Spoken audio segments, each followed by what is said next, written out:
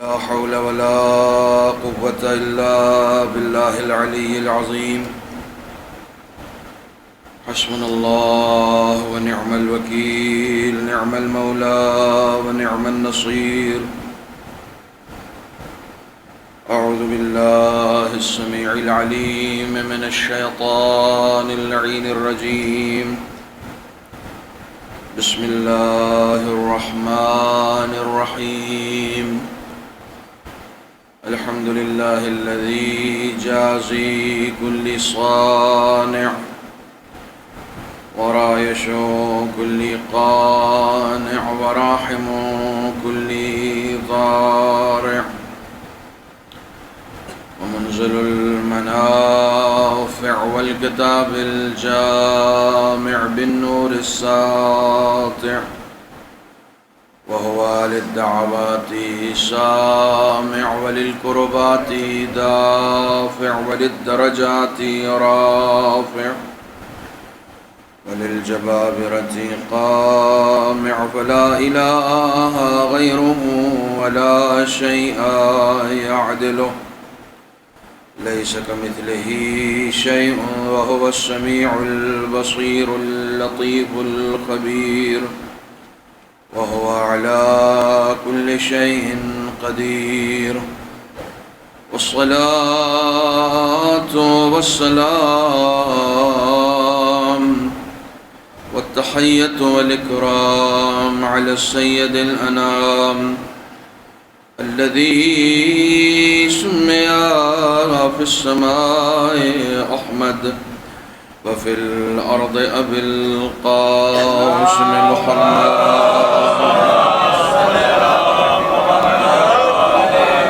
وعلى أهل بيته الطيبين الطاهرين المعصومين المظلومين الذين أذهب الله عنهم الرجس وطهرهم تطهيرا.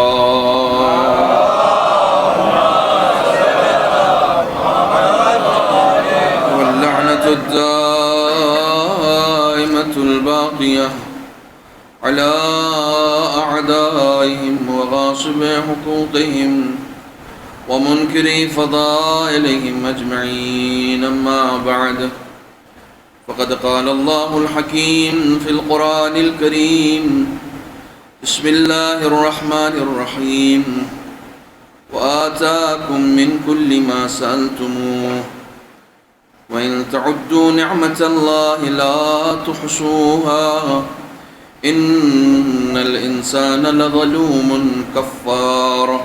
صدق الله العلي العظيم.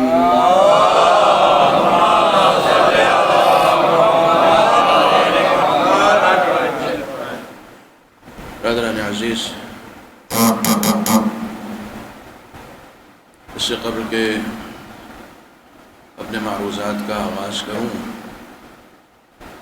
یہ گزارش ہے کہ جتنے افراد پچھلے سال تک ان مجلسوں میں شرکت کرتے تھے اور اس سال موجود نہیں ہیں، بالخصوص یہاں کے مرثیہ خان جناب صغیر صاحب اور تمام افراد جو ان مجلسوں میں شریک ہوتے تھے، ان کے ایصال ثواب کے لیے ایک مرتبہ سورہ حمد کی تلاوت فرما دیں۔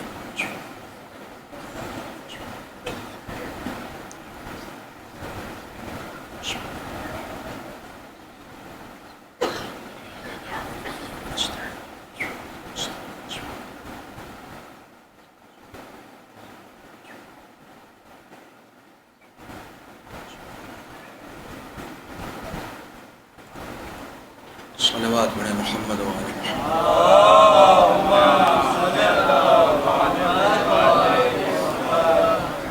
برادران عزیز، سورہ مبارکہ ابراہیم کی 34ویں آیت کو میں نے سرنامہ سخن قرار دیا ہے۔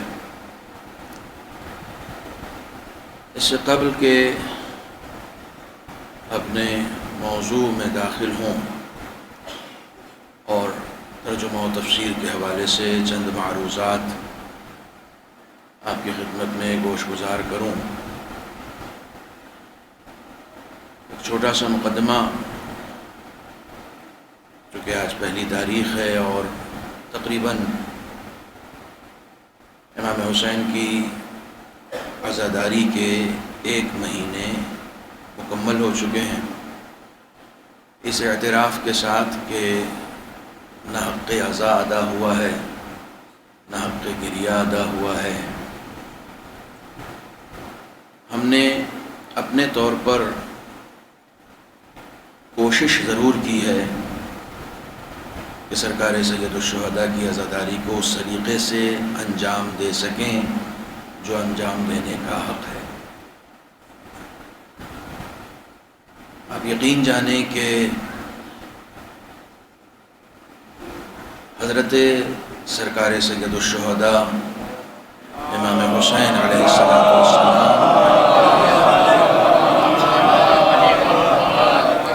اور ان کے ساتھ ساتھ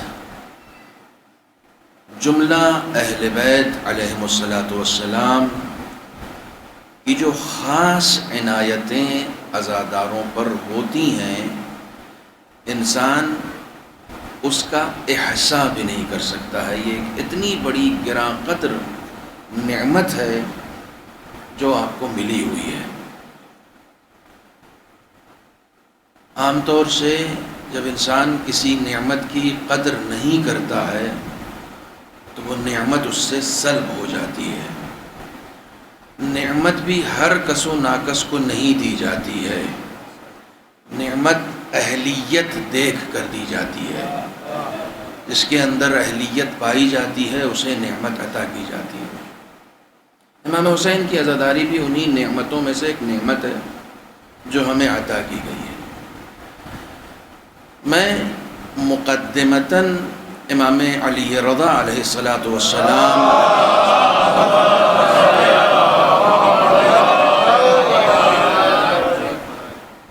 کی وہ مشہور و معروف حدیث کہ جو آپ نے خاص طور پر ریان ابن شبیب کے نام یا ان کو مخاطب کر کے عزاداری کے حوالے سے، امام حسین کے غم کے حوالے سے اور عزاداروں کے حوالے سے جو ارشاد فرمائی ہے، وہ خود حدیث اتنی طولانی ہے کہ اگر اس حدیث کے اوپر کبھی گفتگو کی جائے تو میرے خیال میں 1 خمسہ بھی نامکمل رہے گا اس حدیث کو بیان کرنے کے لیے۔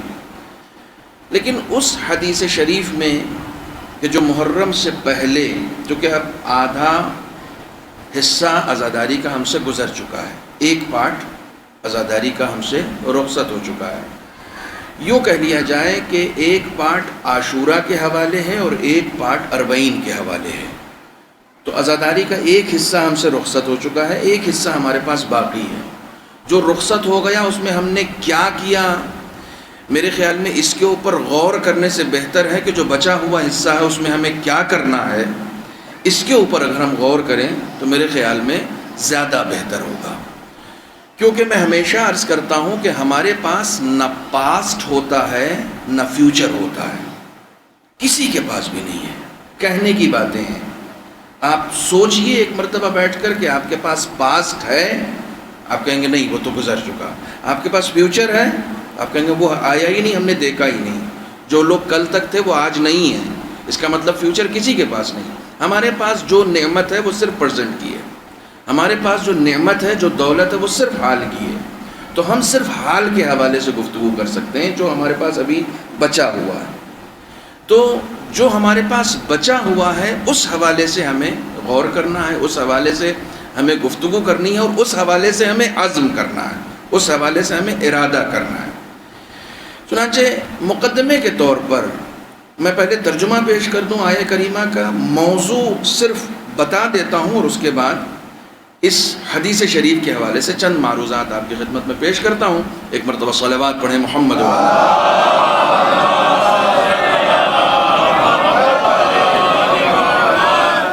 سورہ مبارکہ ابراہیم آیت نمبر 34، وَآتَاكُم مِّن كُلِّ مَا سَأَلْتُمُوهُ۔ خداوند عالم بندوں سے خطاب کر رہا ہے کہ ہر وہ چیز جس کا تم نے ہم سے سوال کیا، یا یوں ترجمہ کر لیں کہ ہر وہ چیز جس کا تم ہم سے سوال کر سکتے تھے، جو چیز تم ہم سے مانگ سکتے تھے، آتاکم، میں نے سب عطا کر دی ہے تم کو، سب کچھ تم کو دے دیا ہے۔ وَإِن تَعُدُّوا نِعْمَةَ اللَّهِ لَا تُحْصُوهَا، تم اگر بیٹھو کہ خدا کی نعمتوں کو گننا چاہو، اس کو شمار کرنا چاہو، تو لا تحصوها، تم اسے گن نہیں سکتے ہو۔ ان الانسان لظلوم کفار، انسان جو ہے وہ ظالم بھی ہے اور کفران نعمت بھی کرتا ہے۔ یہ آیت کا ظاہری سا ترجمہ تھا۔ میں موضوع بتا دیتا ہوں اور اس کے بعد انشاءاللہ آنے والے 5 دن میں، یعنی آج کے بعد 5 دن 6 دن مسلسل بیان ہوگا۔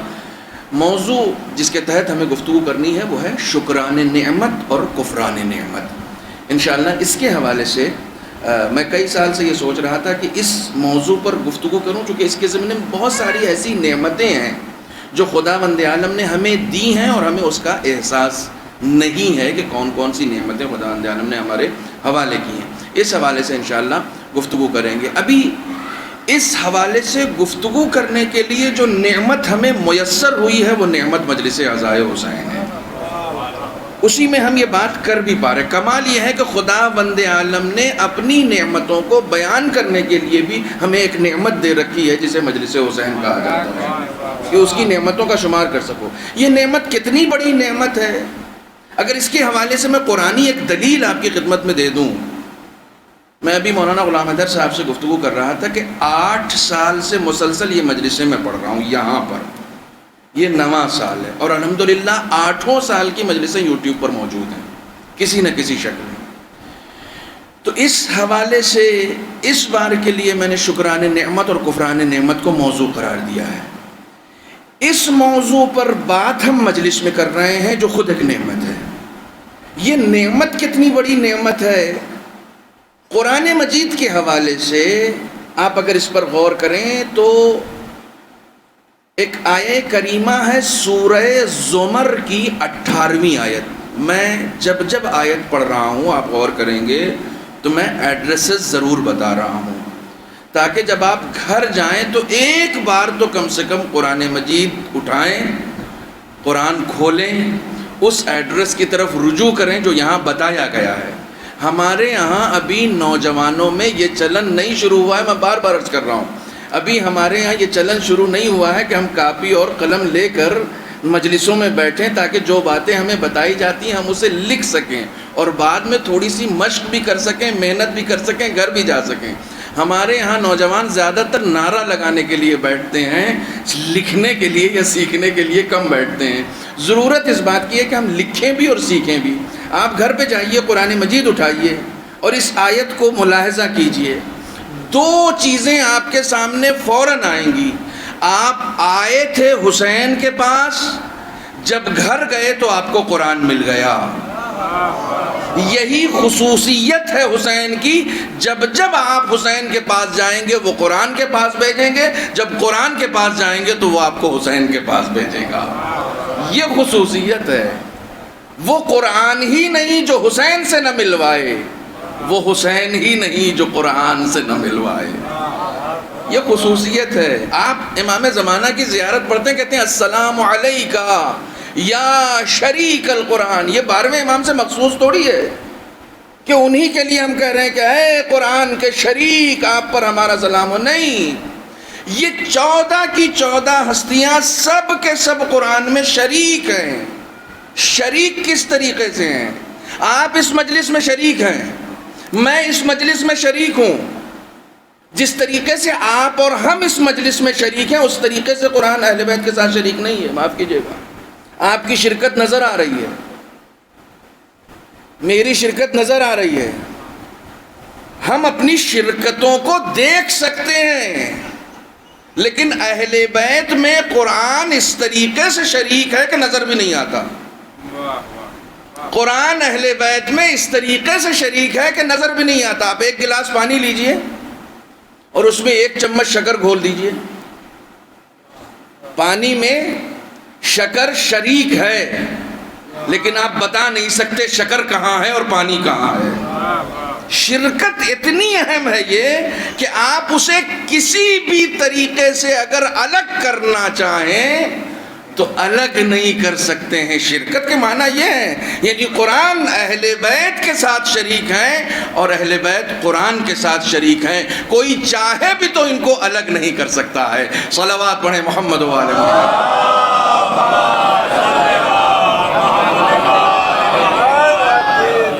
کتنی بڑی نعمت ہے یہ۔ ارشاد ہوتا ہے فَبَشِّرْ عِبَادِ الَّذِينَ يَسْتَمِعُونَ الْقَوْلَ وَيَتَّبِعُونَ أَحْسَنَهُ۔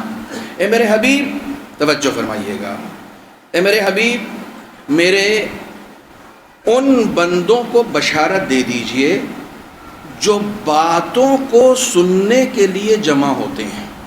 توجہ، میں قرآن پڑھ رہا ہوں، قرآن مجید کے حوالے سے کبھی اس طریقے کے استدلال کے بارے میں لوگوں نے نہیں سوچا تھا کہ قرآن نے سننے والی کسی قوم کو بشارت بھی دی ہے۔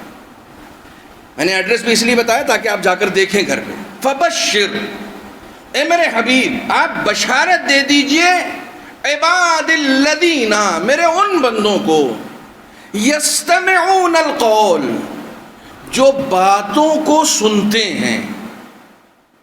ایک سماع ہوتا ہے اور ایک استماع ہوتا ہے۔ ہمارے یہاں کبھی کبھی محفل سماع ہوتی ہے۔ ایک سماع ہوتا ہے عربی میں اور ایک استماع، دونوں میں فرق کیا ہے؟ یہاں پر خدا نے لفظ استماع استعمال کیا ہے، سماع استعمال نہیں کیا ہے۔ آپ بس میں جا رہے ہیں، بس والے نے کوئی سی ڈی بجا رکھی ہے تو وہ آپ سن رہے ہوتے ہیں جبکہ آپ نہیں چاہ رہے ہوتے، اس کو سماع کہا جاتا ہے۔ یعنی ان آوازوں کو بھی سننا جس کو آپ سننا نہیں چاہتے، اس کو کہا جاتا ہے سماع۔ اور استماع اس کو کہتے ہیں جس کو سننے کے لیے باقاعدہ آپ اپنے گھر سے نکلتے ہیں، کہیں جا کر بیٹھتے ہیں، اہتمام کرتے ہیں تاکہ اس کو سن سکیں، اس کو استماع کہا جاتا ہے۔ استماع یعنی اللہم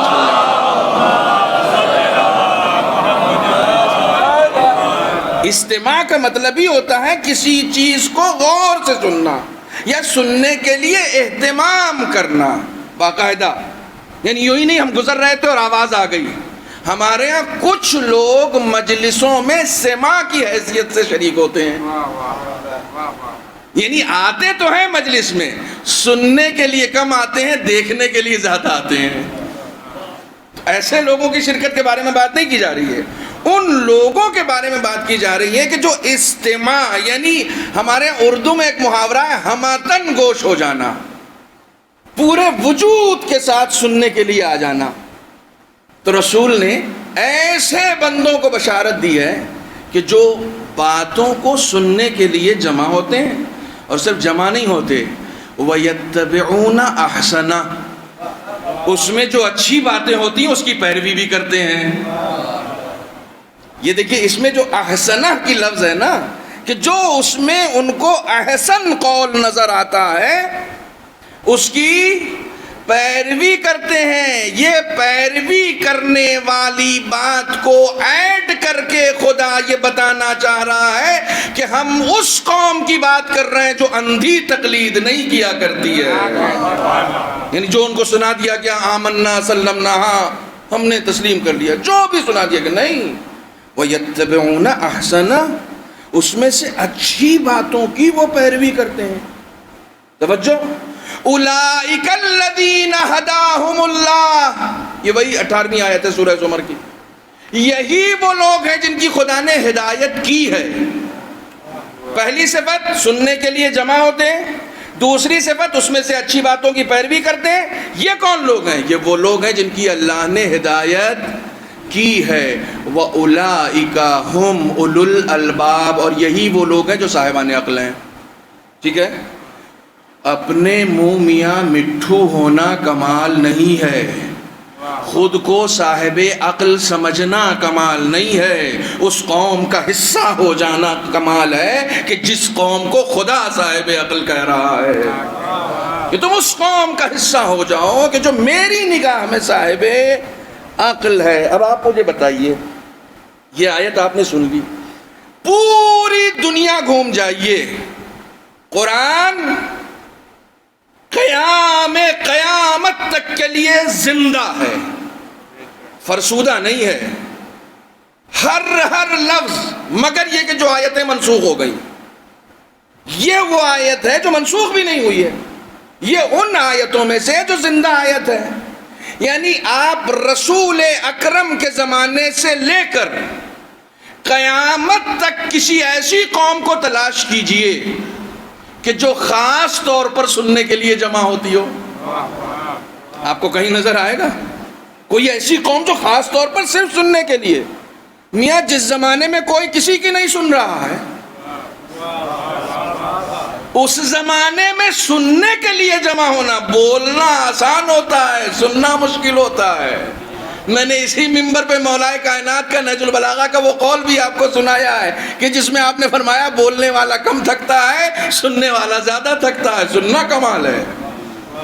توجہ فرمانے، سننا کمال ہے. خداوند عالم نے اس قوم کو بشارت دی ہے جو سننے کے لیے جمع ہوتی ہے. کوئی کسی کی نہیں سن رہا ہے. چاہے تم کسی منصب پر بھی آ جاؤ، کسی عہدے پر بھی آ جاؤ، اور ہندوستان کا سب سے بڑا عہدہ ہو، آپ کو یہ نظارے جا بجا مل جائیں گے کہ بڑے بڑے لوگ بھی سننے کے لیے پیسے دیتے ہیں کہ بھائی ہم کو کچھ سنانا ہے، ذرا وہاں سے ایک بس لے آؤ بھر کے. ان کو پیسے دیے جاتے ہیں تاکہ وہ آئیں اور ان کو سنایا جائے. میاں اس قوم کا مقابلہ کرو گے جو سننے کے لیے پیسے دیتی ہے، لیتی نہیں ہے. صلوات پڑھے محمد و آل محمد پر.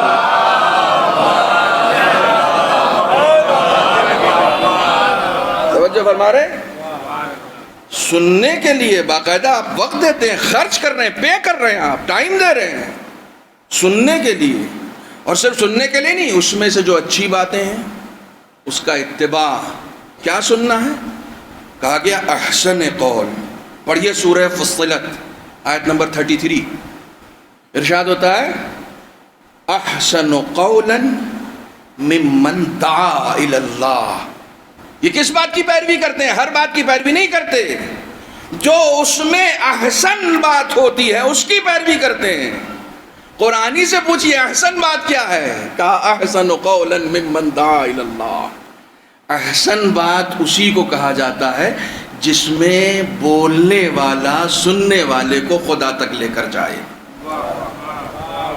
توجہ فرما رہے ہیں؟ جو لوگ نئے ہیں اور میرے مزاج سے واقف نہیں ہیں وہ شاید منتظر ہیں کہ نکتہ آئے گا تو میں مصاحب میں پہنچ جاؤں گا. آپ نکتے کے منتظر رہیے گا، نکتہ کہیں نہیں آئے گا. یہاں قرآن کی آیتیں آئیں گی، حدیث آئے گی، اس کے علاوہ اور کچھ نہیں آئے گا. صلوات پڑھیں محمد و آل محمد.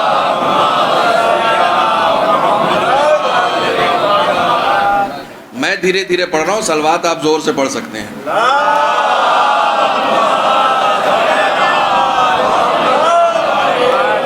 احسن قول کیا ہے؟ احسن قول یہ ہے کہ جب بولنے والا بولے تو صرف خدا کی طرف لے کر جائے، سیلف کو پرموٹ نہ کرے، خدا کی طرف لے جائے. اس کا بولنا تمہیں خدا کی یاد دلائے، اس کا بولنا تمہیں دین کی یاد دلائے، اس کا بولنا تمہیں آخرت کی یاد دلائے. احسن قول یہ ہے. امام محمد تقی علیہ السلام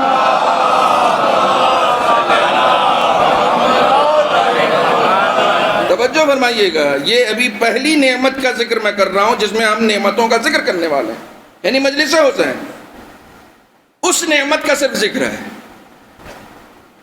نوے امام فرماتے ہیں کہ من اصغى الى ناطق فقد عبدہ. کس کو سنیں؟ یہ مسئلہ بھی حل کر لیجیے. سننا کس کو ہے؟ علیکم السلام. ہر آدمی جو ٹوپی لگا کے آ گیا، ہر آدمی جو چرب زبانی کرنے لگا، ہر آدمی چاہے نہ مدرسہ دیکھا ہو، نہ یونیورسٹی دیکھی ہو، نہ علم دیکھا ہو، نہ کتاب دیکھی ہو، نہ اساتذہ دیکھے ہوں، کچھ نہیں دیکھا، بس چرب زبانی آتی ہے. اگر اچھا بولنا ہی کمال ہے تو بہت سارے ایسے لوگ ہیں جو آپ کی قوم کے نہیں ہیں لیکن بہت اچھا بولتے ہیں. اچھا بولنا کمال نہیں ہے، کیا بول رہا یہ اہم ہے. توجہ فرما رہے ہیں. امام فرماتے ہیں من اصغى الى ناطق فقد عبدہ. جس نے بھی کسی بولنے والے کو سن لیا اس نے اس کی پیروی کی. عجیب بات ہے، ابھی پیروی کی بات نہیں آ رہی ہے. امام یہ فرماتے ہیں صرف تم بولنے والے کو اگر کان لگا کے سن لو تو گویا تم نے اس کی بندگی کر لی ہے، تم نے اس کی پیروی کر لی ہے. فَإِن كَانَ النَّاطِقُ عَنِ اللَّهِ فَقَدْ عَبَدَ اللَّهِ، اگر بولنے والا خدا کی باتیں کر رہا ہے تو تم اللہ کی پیروی کر رہے ہو، اس کی بندگی کر رہے ہو. امام فرماتے ہیں ہر بولنے والے کو جس کو تم نے سن لیا اس کا مطلب تم نے اس کی بندگی کر لی. اور اگر بولنے والا اللہ کے بارے میں بول رہا ہے تو اس کا مطلب فقد عبد اللہ، تم نے اللہ کی بندگی اختیار کی. وَإِن كَانَ النَّاطِقُ يَنطِقُ عَنْ إِبْلِيسَ فقد عبد ابلیس، اگر بولنے والا شیطان کی زبان بول رہا ہے تو پھر تم یہاں بیٹھ کر بھی ابلیس کی اطاعت کر رہے ہو، خدا کی اطاعت نہیں کر رہے ہو. صلوات بر محمد و آل محمد.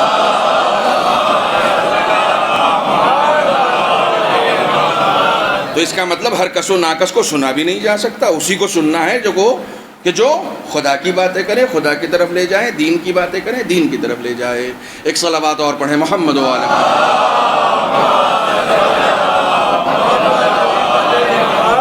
آج پہلی مجلس ہے، میں چاہ رہا ہوں کہ موضوع کی تفہیم ہو سکے. سب سے گراں قیمت تحفہ جو اس قوم کے پاس ہے وہ مجلس حسین ہے. جتنی بھی نعمتوں کا ہم ذکر کریں گے وہ یہی کریں گے. یہ اتنی عظیم نعمت ہے. امام رضا علیہ السلام نے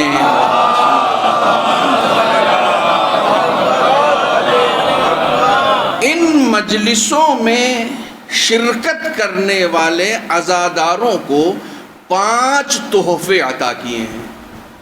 کسی خطیب کا تحفہ نہ لیجیے، کسی خطیب سے گفٹ نہ لیجیے، خطیب نہج البلاغہ کے فرزند سے لیجیے، حقیقی امام سے لیجیے، امام معصوم سے لیجیے.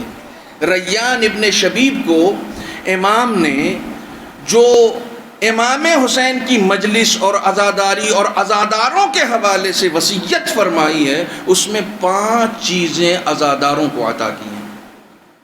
سنتے جائیے. گراں قدر قیمتی اشیاء جو آپ کے حوالے کی گئی. امام فرماتے ہیں ریان یا ابن الشبیب ان بقیتا علی الحسین. پہلی چیز جو عزاداروں کو ملی ہے وہ کیا ہے؟ ان بقیت علی الحسین حتی تصیر دموعک علی خدیک غفر اللہ لک کل ذنب قلیلا کان او کثیرا کبیرا کان او صغیرا. پہلی چیز جو عزاداروں کو ملی، غور سے سنیے گا اور جس طریقے سے خاموشی سے سننے ویسے ہی سنیے گا. اللہم صلی علی محمد و آل محمد وعجل فرجہ.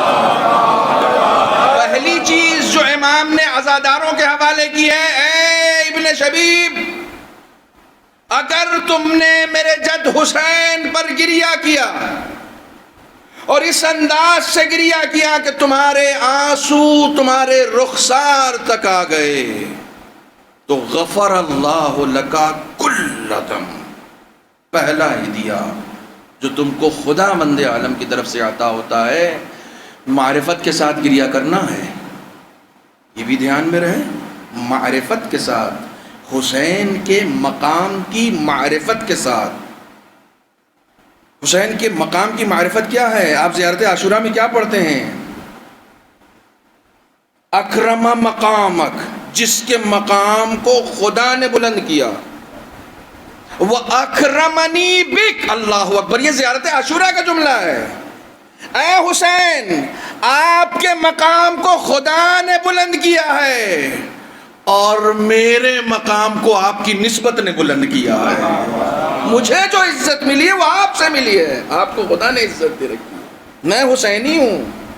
معرفت کے ساتھ اگر تم نے گریہ کیا اس طریقے سے کہ تمہارے آنسو رخسار تک آ گئے، غفر اللہ لکا کل ذنب. خدا تمہارے تمام گناہوں کو معاف کر دے گا. قلیلاً کان او کثیرا، وہ گناہ کم ہو یا زیادہ ہو. کبیراً کان او صغیرا، گناہ کبیرہ ہو یا صغیرہ ہو. جب آپ اس طرح کی روایتیں پڑھتے ہیں تو اس میں ایک شرط ہمیشہ لگا لیجئے گا کہ حق الناس کے علاوہ. حق الناس کبھی بھی معاف نہیں ہوتا ہے. ہاں، کبھی آپ سوچئے کہ کسی کی زمین آپ نے ہڑپ لی ہے، اس پہ مکان بنا لیا، امام حسین کے اوپر گریہ کر لیا، معاف ہو گیا. نہ، وہ جس کا حق ہے جب تک ادا نہیں ہوگا اس وقت تک حسین بھی معاف نہیں کریں گے تو حسین کا خدا کہاں سے معاف کر دے گا؟ اس کا حق پہلے ادا کرنا پڑے گا. یہ ایک الگ چیپٹر ہے. حق اللہ معاف ہو سکتا ہے، حق الناس معاف نہیں ہو سکتا ہے. رسول، یہ سن لیجئے بریکٹ میں، رسول اسلام مسجد میں خطبہ دے رہے ہیں. خطبہ دیتے دیتے کہنے لگے بنی نجار کے قبیلے سے کون ہے یہاں؟ تو ایک شخص کھڑا ہوا کہ میں ہوں. کہا تمہارے فلاں فلاں رشتہ دار یا جو بھی تمہارے قریبی تھے بنی نجار سے، وہ فلاں جنگ میں شہید ہوئے ہیں؟ کہا ہاں شہید ہوئے ہیں.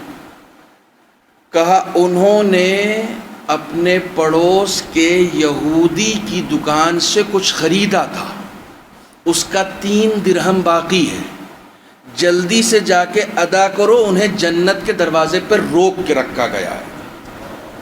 جب تک یہودی کا 3 درہم ادا نہیں ہوگا جنت میں داخلہ نہیں ہوگا. جو خدا غیروں کا حق مارنے والے کو جنت میں جانے نہیں دیتا، وہ اپنوں کا حق مارنے والوں کو کہاں سے جانے دے دے گا؟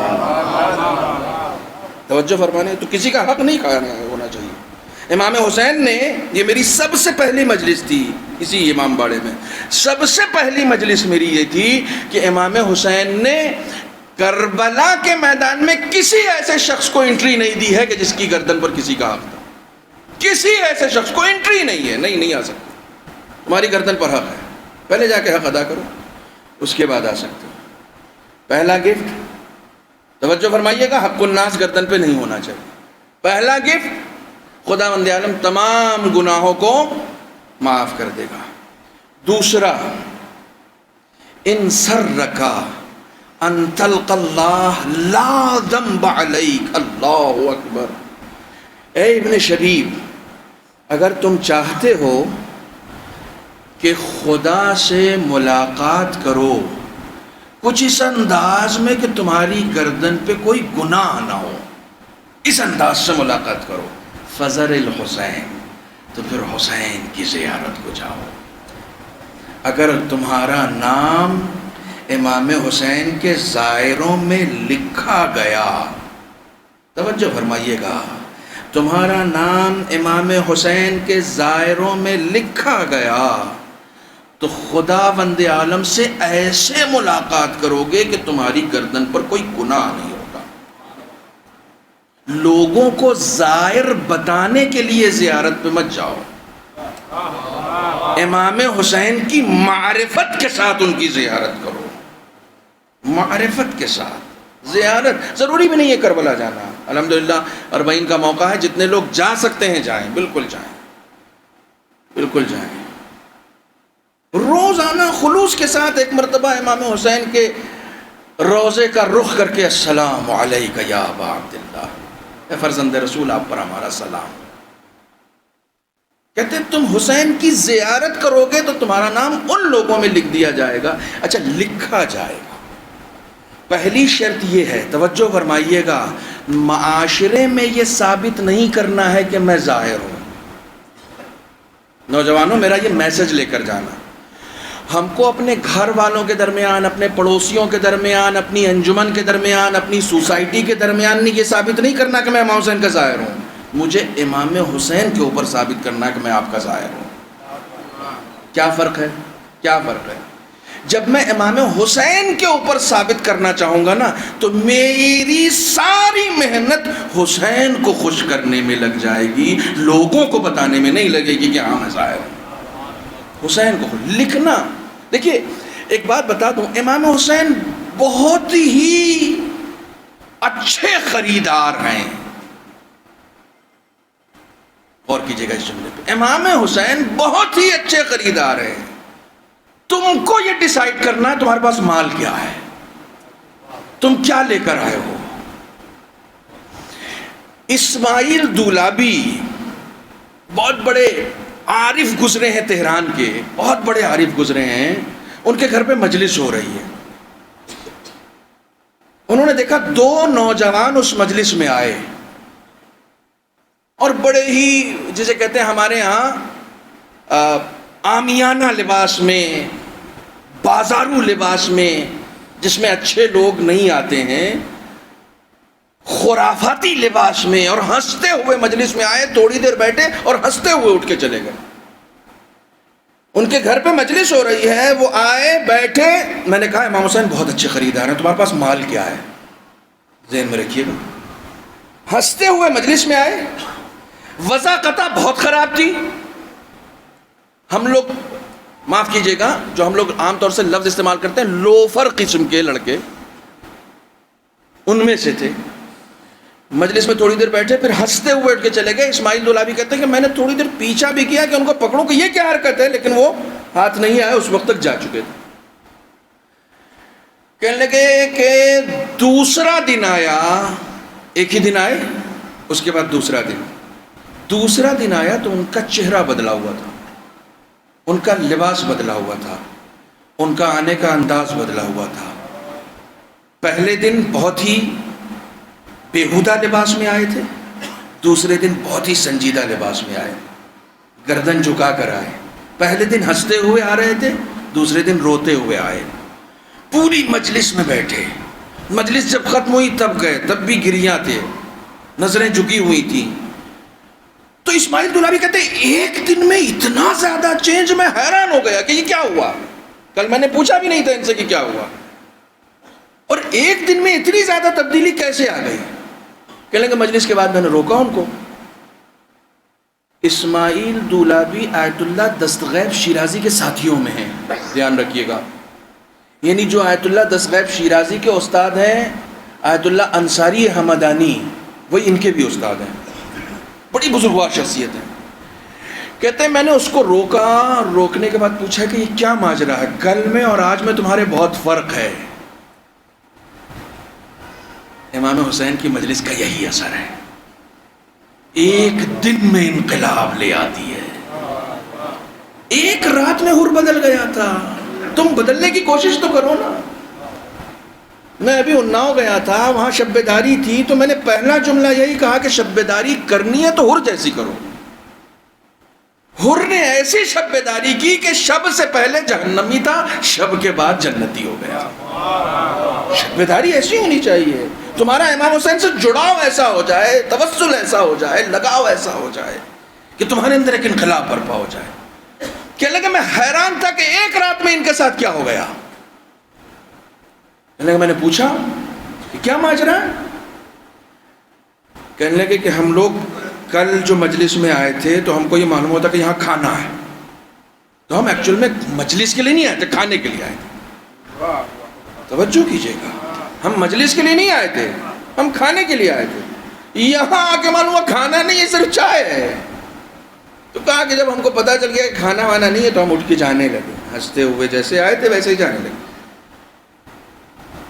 کہنے لگے جاتے جاتے گیلری میں آپ کے گھر کے 3 عدد کپ اور تشتری الٹے پڑے ہوئے تھے راستے میں، 3 عدد کپ اور تشتری راستے میں الٹے پڑے ہوئے تھے، وہیں پر کچن تھا۔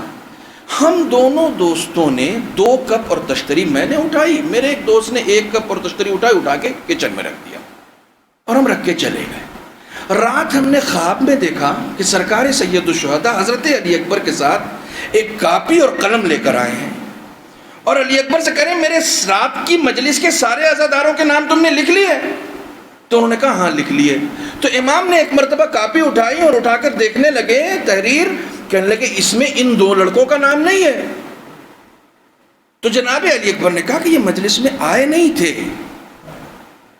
یہ تو آئے اور ہنستے ہوئے آئے اور ہنستے ہوئے چلے گئے، ان کی شرکت کی غرض بھی مجلس نہیں تھی۔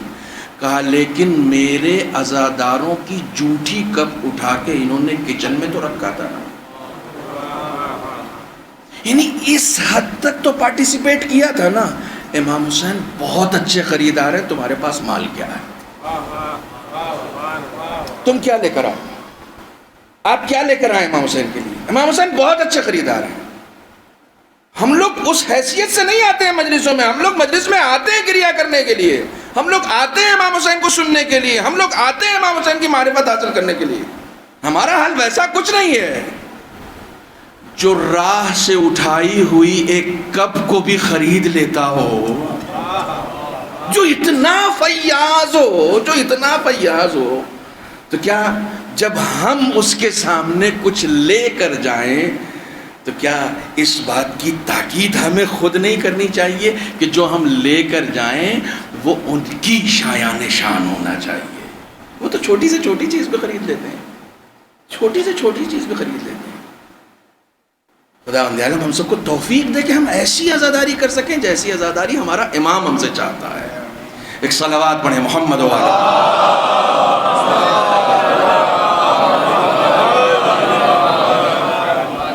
دو چیزیں دے دی میں نے آپ کو۔ پہلی چیز گریا اس طریقے سے کہ آنسو رخسار تک آئیں، خداوند عالم گناہوں کو معاف کرے گا۔ دوسری چیز، اگر تم چاہتے کہ خداوند عالم سے اس طریقے سے ملاقات کرو کہ تمہاری گردن پر کوئی گناہ نہیں ہو، تو امام حسین کی زیارت کرو۔ ان سر رکا، بلکہ میں روایت آپ کو عین عبارت دیکھ کر سناؤں۔ ایک صلوات پڑھیں محمد و آل محمد پر۔ ان سر رکا ان تسکن الغرف المبنیۃ فی الجنہ مع النبی و آلہ۔ اللہ، اے ابن شبیب، اگر تم چاہتے ہو جتنا ناز کر سکتا ہے ایک عزادار اتنا ناز کرے۔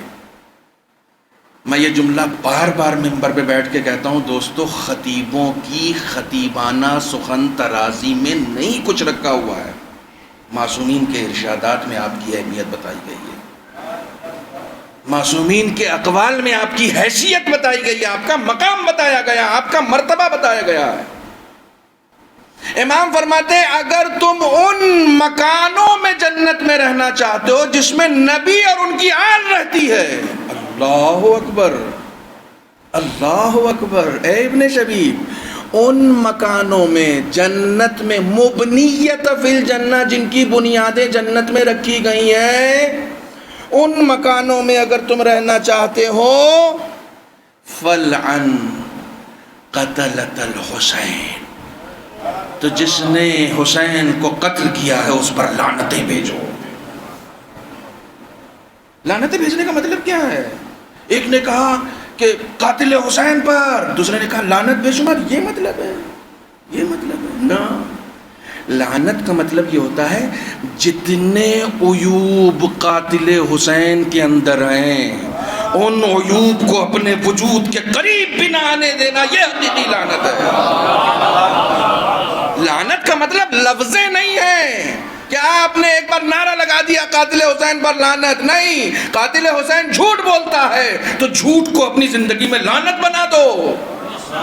قاتل حسین بے وفائی کرتا ہے تو بے وفائی کو اپنی زندگی میں لعنت بنا دو۔ قاتل حسین حرام کھاتا ہے تو حرام کھانے کو اپنی زندگی میں لعنت بنا دو۔ لعنت کا مطلب یہ ہوتا ہے، لعنت کا مفہوم غلط سمجھ رہے ہیں۔ ان سر رکا، اچھا آپ مجھے بتائیے، میں اگر سن 61 ہجری میں ہوتا تو کہاں ہوتا اس وقت؟ سن 61 ہجری میں شب عاشور، میں کہاں ہوں؟ میں کہاں پر ہوں؟ میں کربلا پہنچ گیا۔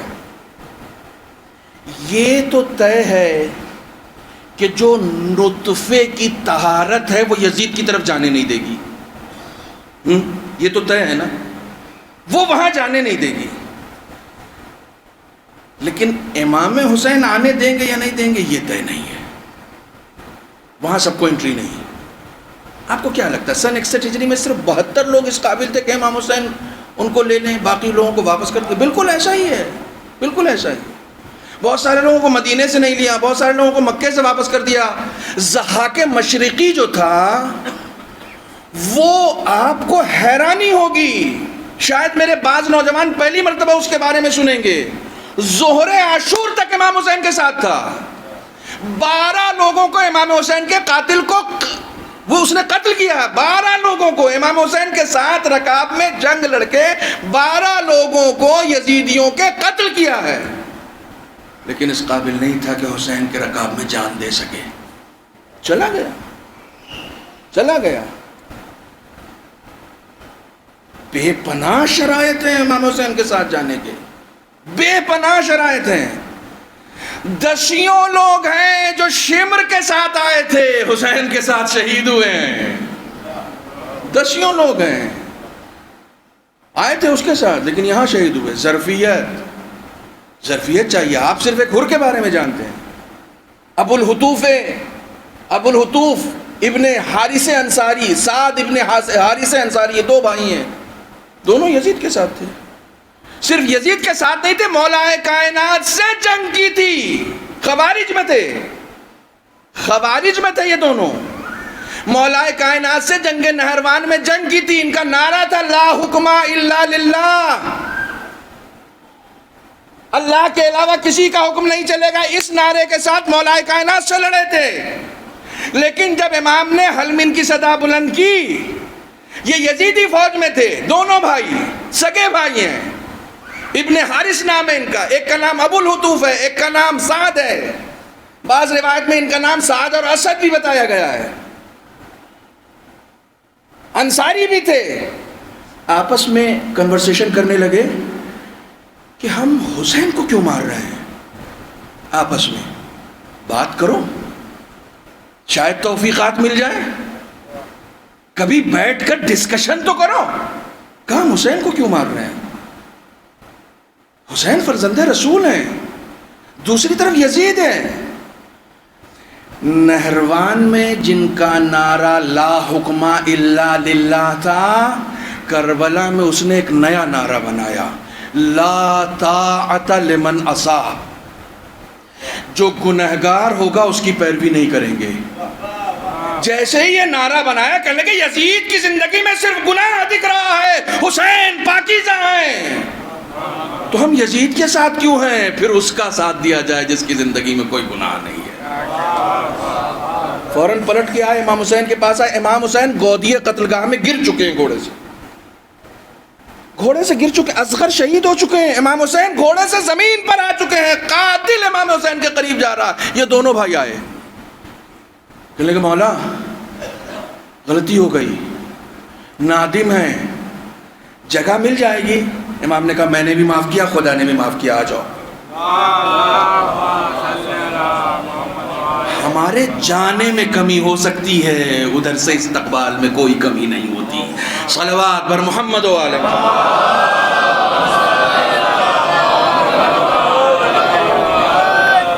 مرتبہ اور مل جل کے صلوات پڑھیں محمد و آل.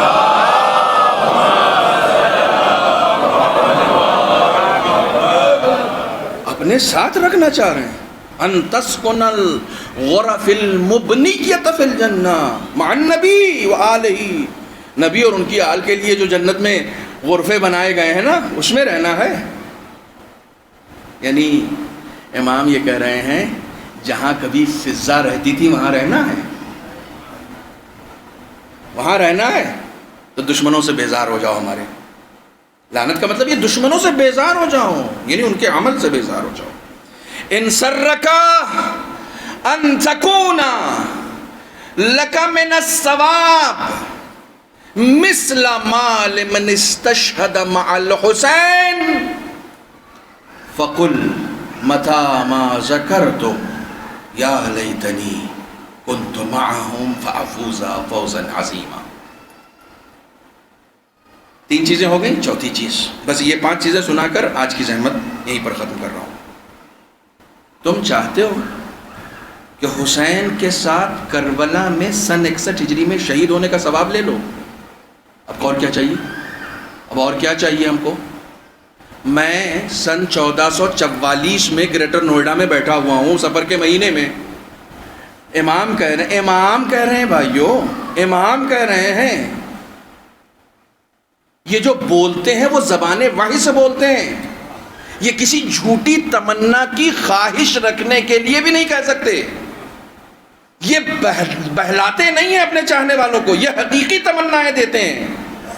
توجہ، ہمارے یہاں مشکلات کیا ہیں؟ امام کہتے ہیں اگر تم کربلا میں حسین کے ساتھ جو لوگ شہید ہوئے ہیں، حبیب ابن مظاہر، بریر، عابس ابن شبیب شاکری، مسلم ابن عوسجہ، زہیر قین، ان کے ساتھ شہید ہونے کا ثواب لینا ہے، تو جب کبھی ہمارا ذکر آئے یا ان کا ذکر آئے تو کہو یا لیتنی کنت معہم فافوز فوزا عظیما، اے کاش میں بھی ان کے ساتھ ہوتا۔ ہاتھ جوڑ کے کہہ رہا ہوں، بہت غور سے خاموشی کے ساتھ سن لینا اور گھر تک اس پہ سوچتے ہوئے جانا۔ ہمارے یہاں جب بچہ پیدا ہوتا ہے نا، امام نے کہا کہ جب بھی امام کے ساتھیوں کا ذکر سنو تو کہو اے کاش میں بھی ان کے ساتھ ہوتا۔ یعنی بچپن سے تمنا اگر کوئی دل میں رکھنی ہے تو یہ رکھو کہ کاش حبیب ابن مظاہر کی جگہ میں ہوتا، کاش مسلم کی جگہ میں ہوتا، کاش عابس کی جگہ میں ہوتا۔ ہمارے ہاں جب بچے پیدا ہوتے ہیں نا، ان کے ماں باپ ان کے لیے ٹارگٹ سیٹ کرتے ہیں نا، تو ان کے لیے دنیا کے دوسرے لوگ رول ماڈل ہوتے ہیں۔ ہمارے ہاں کھلاڑی رول ماڈل ہوتے ہیں، ہمارے ہاں حبیب ابن مظاہر رول ماڈل نہیں ہے، ہمارے ہاں مسلم ابن عوسجہ رول ماڈل نہیں ہے، ہمارے یہاں معاف کیجئے گا عابس ابن شبیب شاکری رول ماڈل نہیں ہے۔ اس لیے ہم اپنے بچے کو دنیاوی اعتبار سے کامیاب لوگوں کی طرح دیکھنا چاہتے ہیں، مسلم کی طرح نہیں دیکھنا چاہتے، حبیب کی طرح نہیں دیکھنا چاہتے۔ سنتے کربلا ہیں، بنتے کسی اور کی طرح ہیں۔ یہ کون سی آرزو ہے؟ یہ کون سی آرزو ہے؟ محبت حسین کی ہے، شہید ہونا حسین کے ساتھیوں کے ساتھ ہے۔ بچے کو گانگولی بنانا چاہ رہے ہو، بچے کو کرکٹر بنانا چاہ رہے ہو۔ اگر تمہارے یہاں معرفت ہوتی تو بچپنے سے بچے کی تربیت ایسی کرتے کہ وہ کسی کے پوچھنے پر بھی اگر اس سے پوچھا جاتا تمہارے لیے ڈریم کیا ہے تو وہ اپنا ڈریم یہ بتاتا، حبیب ابن مظاہر جیسا بننا میرا ڈریم ہے، مسلم ابن عوسجہ جیسا بننا میرا ڈریم ہے۔ ہم نے یہ ڈریم کیوں نہیں بنائے؟ ہم اپنے بچوں کو سناتے مجلس سے بناتے کسی اور کی طرح ہے۔ ماں کہتے یہ مت کرو، تمنا رکھنی ہے کسی کی طرح بننے کی تو ان کی طرح بنو۔ تم صرف خدا کی قسم تم لاکھ تمنا رکھ لو کہ اپنے بچے کو تم کرکٹر بناؤ گے، لاکھ تمنا رکھ لو، جب تک بنے گا نہیں اس کو کچھ ملے گا نہیں۔ یہاں امام یہ گارنٹی دے رہے ہیں کہ تم صرف تمنا رکھو اپنے دل میں حبیب بننے کی، گھر میں بھی مرو گے تو ہم وہاں کی شہادت عطا کر دیں گے جہاں حبیب مرے ہیں۔ تم صادق تمنا تو اپنے اندر رکھو نا، ایک سچی تمنا تو اپنے اندر رکھو، یہ تمنا رکھنا بہت ضروری ہے۔ صلوات پڑھیں محمد وعلیہ۔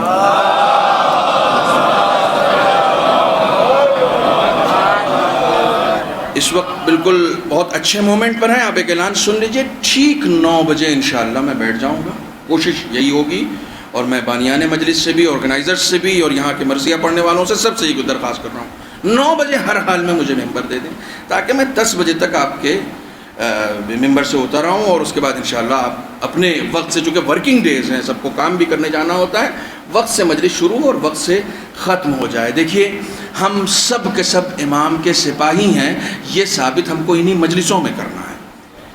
جب تک ہم خود منظم نہیں ہوگے تو اس وقت تک امام کسی غیر منظم آدمی کو پسند نہیں کرتا، ہمیں خود منظم ہونا پڑے گا، پنکچوئل ہونا پڑے گا، ٹھیک ہے؟ ایک صلوات اور پڑھیں محمد وعلیہ۔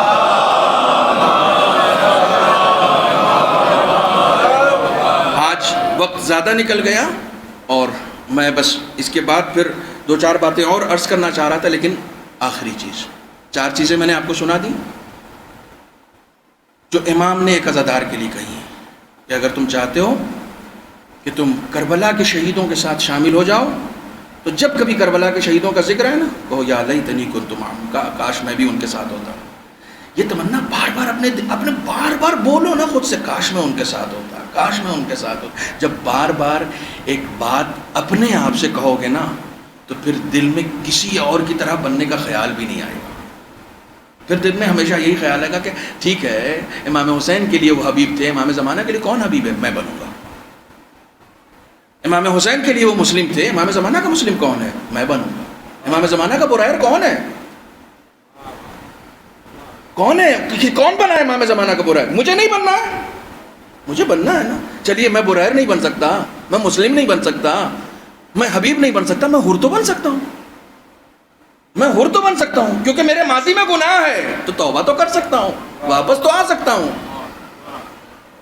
حسین کے استقبال میں کوئی کمی نہیں۔ آخری بات، ان سرک ان تکون مقامی الدرجات العلا من الجنان فحزن لحزننا وفرح لفرحنا وعلیک بولایتنا۔ اے ابن شبیب، اگر تم چاہتے ہو کہ جنت کے تمام مقامات علا پر تمہاری دسترس رہے، تمام مقامات علا یعنی اصل رضا پروردگار تمہاری ملکیت ہو جائے، تو ہماری خوشیوں میں خوش رہا کرو، ہمارے غموں میں محزون رہا کرو۔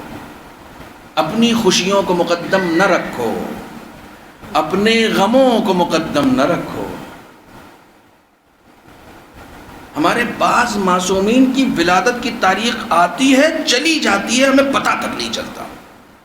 ہم دعویٰ کرتے کہ ہم ان کے چاہنے والے ہیں، اپنے بچے کی برتھ ڈے بہت اچھے سے کرتے ہیں، اس میں کوئی کمی نہیں ہوتی ہے، لیکن امام محمد تقی کی ولادت کب آتی ہے، کب چلی جاتی ہے، ہم کو پتہ نہیں چلتا۔ امام کہہ رہے ہیں یہ والا شیعہ نہیں چاہیے مجھے، ہماری خوشی میں خوش ہونا چاہیے۔ تم اپنی خوشیوں پہ ہماری خوشیوں کو مقدم رکھو نا، اپنے غم پہ ہمارے غم کو مقدم رکھو۔ وعلیک بولایتنا، اور ان سب میں سب سے اہم یہ ہے، ساری باتوں کا نچوڑ یہی ایک آخر کا جملہ ہے۔ یہ ساری چیزیں چاہیے، علیک بولایتنا، ہماری ولایت کی پاسداری ہر لمحہ ضروری ہے۔ یہ مت سوچو کہ صرف نعرے سے تم ہمارے قریب آ جاؤ گے، ہمارے قریب آنے کے لیے ولایت کی پاسداری ضروری ہے۔ ولایت کا مطلب ہی یہی ہوتا ہے کہ میں اپنے وجود سے یہ ثابت کر دوں کہ میرا مولا علی ہے، میں اپنے کردار سے یہ ثابت کر دوں کہ میرا آقا حسین ہے، میں اپنے کردار سے۔ آج پہلی مجلس ہے اور میری کوشش یہ تھی کہ میں جن نعمتوں کا ذکر کرنا ہے وہ کس جگہ پر کرنا، وہ خود اپنے آپ میں کتنی بڑی نعمت ہے، اس حوالے سے آج کی مجلس کو مخصوص کروں۔ الحمدللہ میں اپنی توان پر جتنا آپ کی خدمت میں بتا سکتا تھا میں نے بتایا۔ ہمارے یہاں صرف مرثیوں میں، قطعات میں، منقبتوں میں آتا ہے کہ ہاں بی بی تشریف لاتی ہیں۔ سن لیجئے، چھٹے امام کے ایک صحابی ہیں فضیل، 2 جملے مصائب کے، بس اس کے بعد میں مصائب بہت طولانی نہیں پڑھتا۔ فضیل، امام نے دن میں دیکھا فضیل کو، کہنے لگے فضیل کل کہاں تھے، تم آئے نہیں۔ کچھ چاہنے والے امام کے ایسے ہیں کہ جن کو امام دیکھ کے پوچھتے تھے کہ کہاں تھے کل، تم آئے نہیں۔ اللہ اکبر، امام کو بھی ان سے ملنے کا اشتیاق ہوتا۔ تو فضیل یہ بتا نہیں پا رہے تھے کہ میں نے اپنے گھر پہ مجلس رکھی تھی۔ فضیل نے بتایا نہیں لیکن رکھی تھی۔ تو امام نے خود ہی کہا اپنے گھر پہ مجلس رکھتے ہو میرے جد کی اور مجھے بلاتے بھی نہیں ہو۔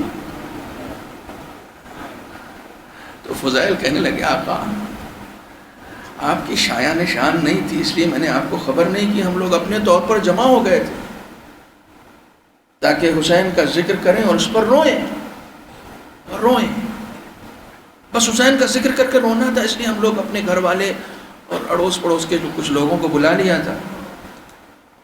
تو امام کہنے لگے فضیل تم نے نہیں بلایا پھر بھی ہم آئے تھے۔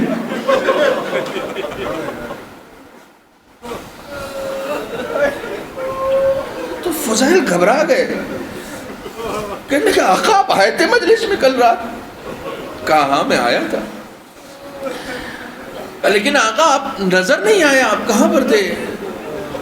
تو کہنے لگے جب تم مجلس کے بعد اٹھ کر باہر جا رہے تھے تو تمہارا پاؤں کسی سفید پوش شخص سے ٹکرایا تھا؟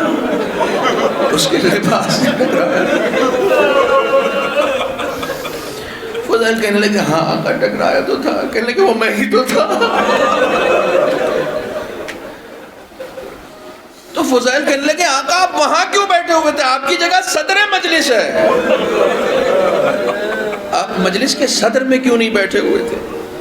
صدارت کی جگہ کیوں نہیں بیٹھے ہوئے تھے؟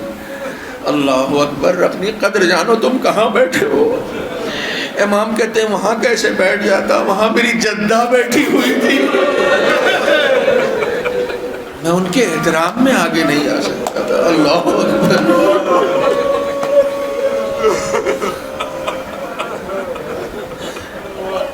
اجرکم علی اللہ. یہ وہ گراں قیمت عظیم تحفہ ہے جو خدا قدیر نے ہم سب کو عطا کیا.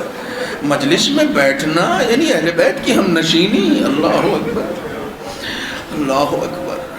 یہ اہل بیت کی ہم نشینی ہے. مجلس میں شریک ہونا یعنی امام حسین کی ماں کے ساتھ شریک ہونا. اللہ اکبر.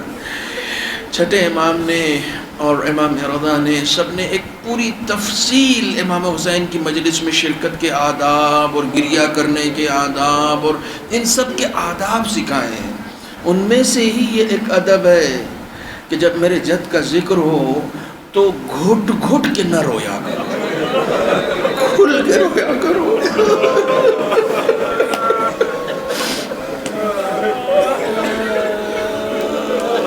ایسے رویا کرو جیسے ایک بوڑھی ماں اپنے جوان بیٹے کے لاش میں روتی.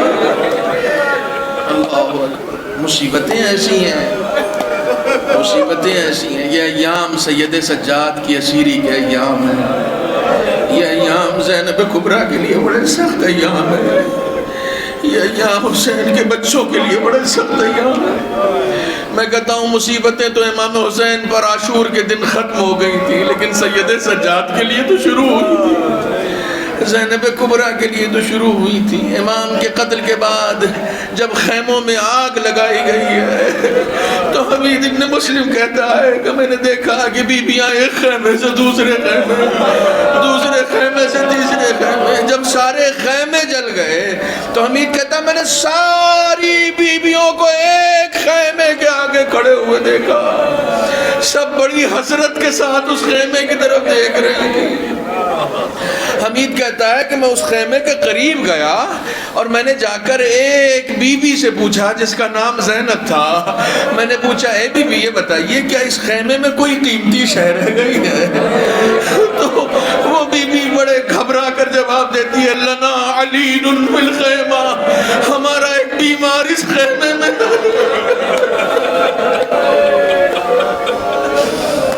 ہمارا ایک بیمار ہے جو اس خیمے میں ہے. ارے خیمے جلانے سے پہلے ظالموں نے اس کا بستر بھی چھین لیا.